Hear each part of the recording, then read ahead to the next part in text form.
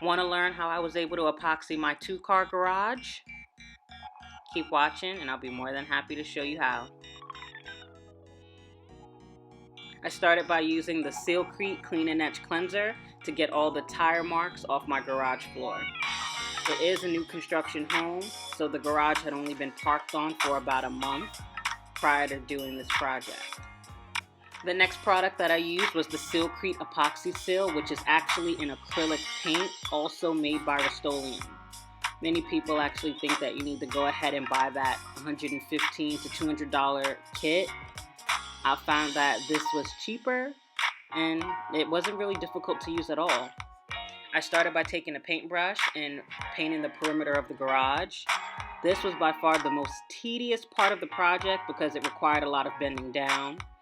And with it being a 2-car garage, that's pretty large in my opinion. So to have to paint the entire border by hand, again, very tedious. But it was well worth it because I was then able to go ahead and start to roll the paint on the floor. Hindsight's 2020 because I probably would have taped off the wall because I had a lot of paint on the wall by the time this project was over.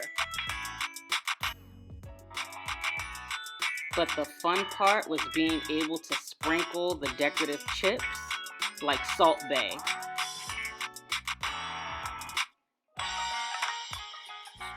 A little goes a long way, but I admittedly was very heavy-handed in the beginning. So heavy-handed on the first half of the garage that towards the end I ended up having to go and buy a 3rd bag from Home Depot. Frustrating as hell.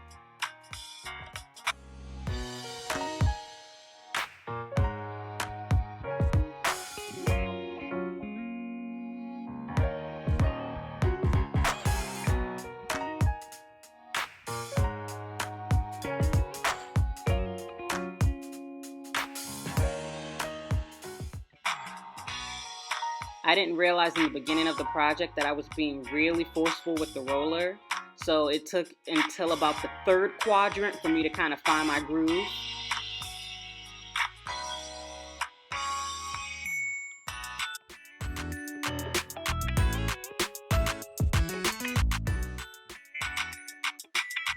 I started this project about 2:30 in the morning, or rather the painting portion, because I did the cleaning and etching the day prior, waited for the garage to dry. So to get to that halfway point, I was already beat. And then, like I mentioned earlier, I started to run out of supplies and I had to go to Home Depot. Just frustrating, but I'm happy that it was finally nearing the end. After the final sprinkling of decorative chips, I did hit it with the Seal Krete Clear Seal, which gave it the glossy finish. By the end of the project, I did spend about what it would have cost to just buy the Rustoleum kit. I guess cheaper is not always the way to go, but had I planned properly, I probably would have come out a little bit better.